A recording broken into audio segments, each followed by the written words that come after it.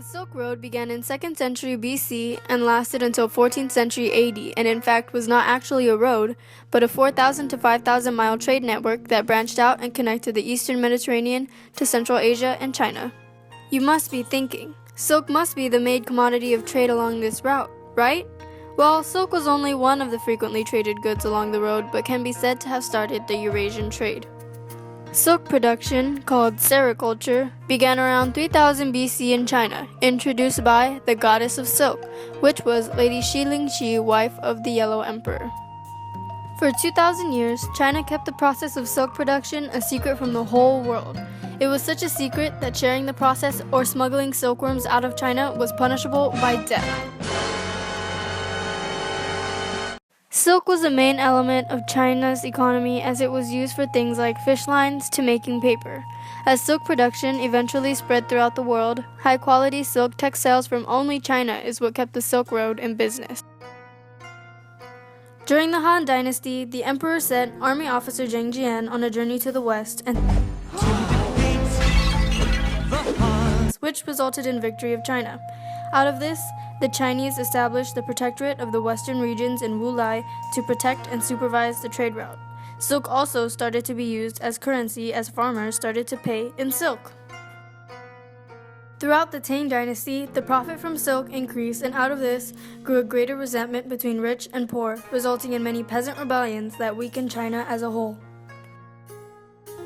However, during the Yuan Dynasty, which was controlled by the Mongols, Kublai Khan reunified China as a powerful state and restored Silk Road trade with the West. What was life like for a merchant on the road? Merchants traveled over much of overland wilderness in caravans just to trade commodities such as spices, jewels, cotton, porcelain, and slaves. Marco Polo said of the Gobi Desert, "This desert is reported to be so long that it would take a year to go from end to end. There is nothing at all to eat." To provide aid to merchants, many popular trading cities contained caravanserais, which were essentially hotels to cater to merchants.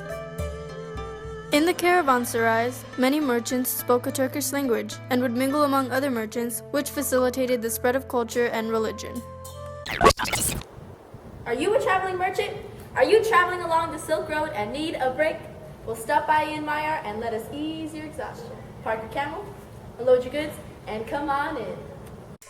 While the merchants were in an area, they stopped by in the bazaars and participated in bargaining trade. Famous traveler Marco Polo wrote, "There are within the city 10 principal squares, or marketplaces, besides innumerable shops along the street. And each of these, 3 days in every week, from 40 to 50,000 persons come to these markets and supply them with every article that could be desired." The Silk Road also facilitated the spread of Buddhism, as caves were carved into monasteries and provided safe places for merchants to stay.